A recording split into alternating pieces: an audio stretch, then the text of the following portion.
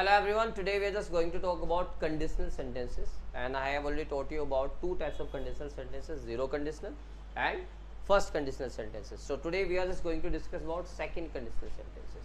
Let me revise you that in zero conditional sentences we talk about facts, true things, like if you cut it bleeds, okay, if you smoke it hurts you, it hurts your health.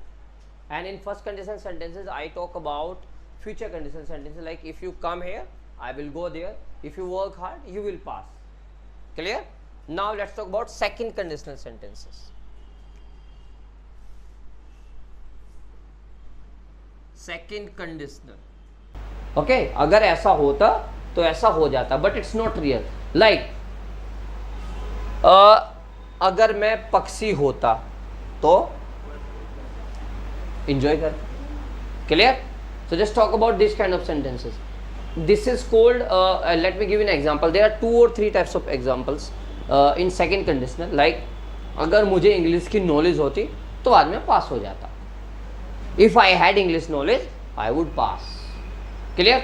Second, if I just talk about a character, अगर मैं doctor होता तो मैं तुम्हारा इलाज free कर देता, but present में ऐसे तो कुछ नहीं है ना, तो this is not real, but I am just imagining कि आज ऐसा हो जाता अगर मैं ऐसा होता तो. थर्ड कंडीशन, कि अगर तुम वहाँ आए होते, अगर तुम यहाँ होते तो हम इंजॉय करते, अगर तुमने मुझे बताया होता तो मैं तुम्हें सेलेक्ट करवा देता. इट मीन्स आज का रिजल्ट कुछ डिफरेंट हो जाता अगर कोई कंडीशन अप्लाई हो जाती तो. Are you getting my point? मैं आज की बात कर रहा हूँ, आज अगर ऐसा होता तो उसका रिजल्ट थोड़ा सा चेंज हो जाता. फर्स्टली हम बात करते हैं अनरियल कंडीशन की. Unreal condition means not going to be true, ऐसा सच नहीं होने वाला, but I am just imagining.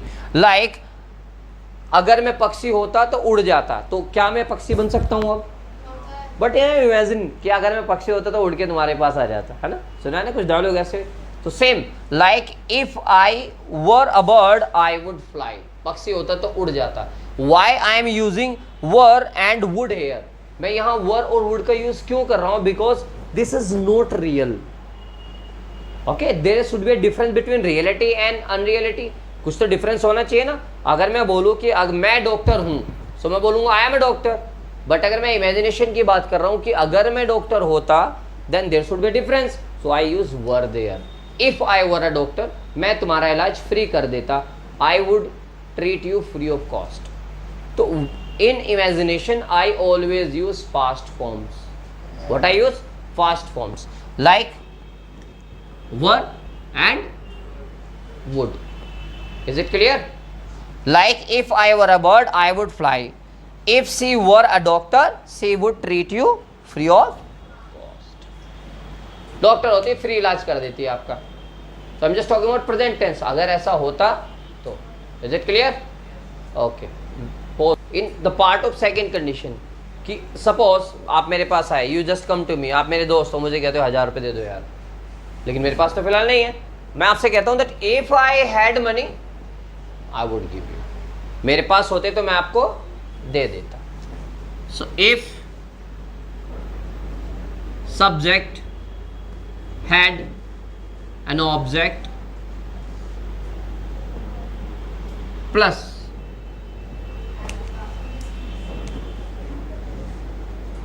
subject would be first and then object. So this is the structure like that. If I had money, if I had money I would give you. होते तो मैं आपको दे देता. Clear? If I had gun I would kill you. लेकिन मेरे पास तो नहीं है. मैं इमेजिन कर रहा हूँ कि अगर मेरे पास गन होती तो मैं आपको गोली मार देता. So this is called second conditional. It means अगर ऐसा होता तो आज का रिजल्ट चेंज हो जाता. Is it clear? I am just talking about a kind of condition, like if I had gun I would kill you. Got it? The first one was unreal condition.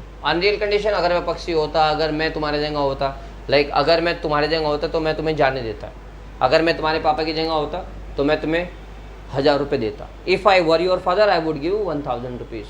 Clear? It was unreal. Now it's a different kind of condition. Like अगर मेरे पास कुछ होता तो मैं आपको दे देता. Is it clear? Did you get both the conditions? Okay, thank you.